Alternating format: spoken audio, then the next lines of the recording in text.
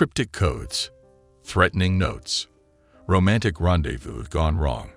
Not every murder gets solved. For all the amateur sleuths out there, we've collected the United States' 5 most notorious cold cases. The Zodiac Killer, believed to have killed at least 5 people in Northern California from 1968 to 1969.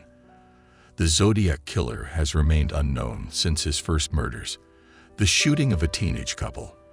When another couple was shot in 1969, this time one of the victims survived. The killer called the police to take responsibility for both crimes. He also wrote taunting letters to newspapers. The letters often began with the words, "This is the Zodiac speaking," and ended with a symbol resembling the crosshairs of a gun sight. Those newspapers published not only the killer's letters, but also the ciphers he sent along with them. The papers encouraged the public to help decode the secret messages. One text, known as the 408 cipher, contained the message, "I like killing people because it is so much fun." Another, the 340 cipher, wasn't decoded until 2020. It began, "I hope you are having lots of fun in trying to catch me." But the letters and the decoded ciphers haven't been enough to crack the case. Though several suspects have been investigated, the Zodiac Killer's identity has never been proven. The most scrutinized suspect, schoolteacher Arthur Leigh Allen, was institutionalized in 1975 for unrelated crimes. And when we consider the theories that the killer was active before 1968 and well into the 80s, we have to admit that we don't even know for sure how many people he killed. JonBenét Ramsey.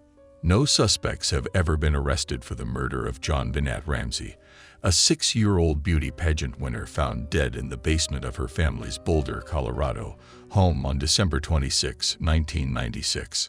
Early that morning, JonBenét's mother, Patsy, had called 911 and stated that her daughter was missing and that a ransom note found in the house demanded $118,000 for her return.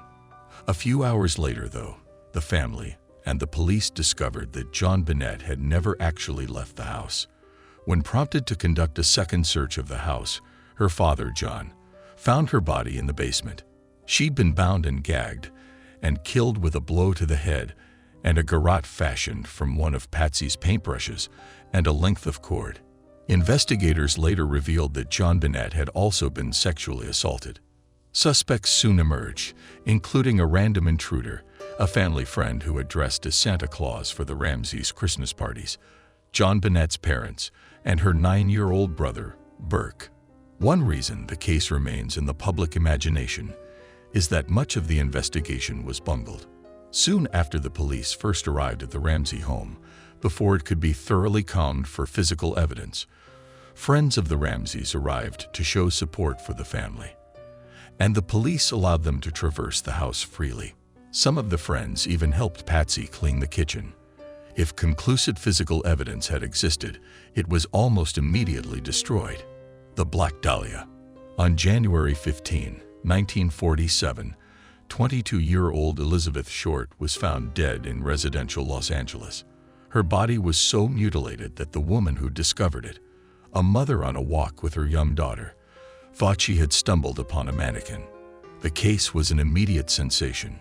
Short was soon nicknamed the Black Dahlia, in reference to her alleged penchant for sheer black dresses and to the 1946 film noir, The Blue Dahlia, which featured the murder of an unfaithful housewife.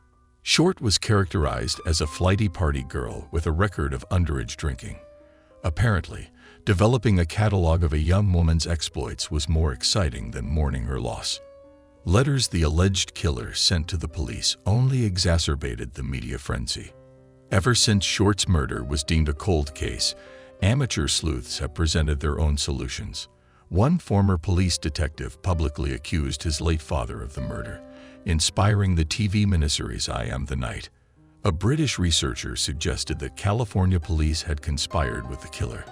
But because most of the physical evidence in the case has been lost to time and police mishandling, and because most of the key players are now deceased, no theory is likely to ever be proved beyond a reasonable doubt. The Hall Mills murders.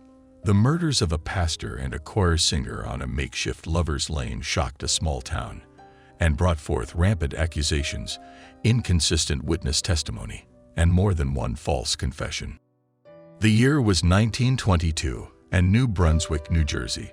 Minister Edward Wheeler Hall was having an extramarital affair with a member of his congregation, the also married Eleanor Mills. On September 14, the two left their respective family homes to meet each other. When Hall didn't return home that night, his wife, Frances, and one of his brothers-in-law began a search, but neither Hall nor Mills was found until 2 days later, when another couple walking Lover's Lane found their bodies under a crabapple tree. Hall had been shot once through the head, but Mills's body had been brutalized. She had been shot in the face 3 times, and her throat had been slashed so deeply that she had nearly been decapitated. Later, an autopsy revealed that her tongue and larynx had been cut out. After they were killed, the couple's bodies had been arranged in a near embrace. The case was clearly personal. Though Hall and Mills's affair had apparently been common knowledge around town, both of their spouses claimed to have been in the dark, an assertion that struck investigators and the tabloids, which seized upon the story immediately as highly suspicious. Frances, along with her brothers William and Henry Stevens, were considered prime suspects. But try as it might, the prosecution could find no evidence to convict the siblings. Witness statements kept changing, likely influenced by the press coverage. Attention seekers kept confessing to the murders, and physical evidence was destroyed when sightseers trampled the crime scene, looking for souvenirs. As a result, Edward and Eleanor's murders were never solved. Lizzie Borden.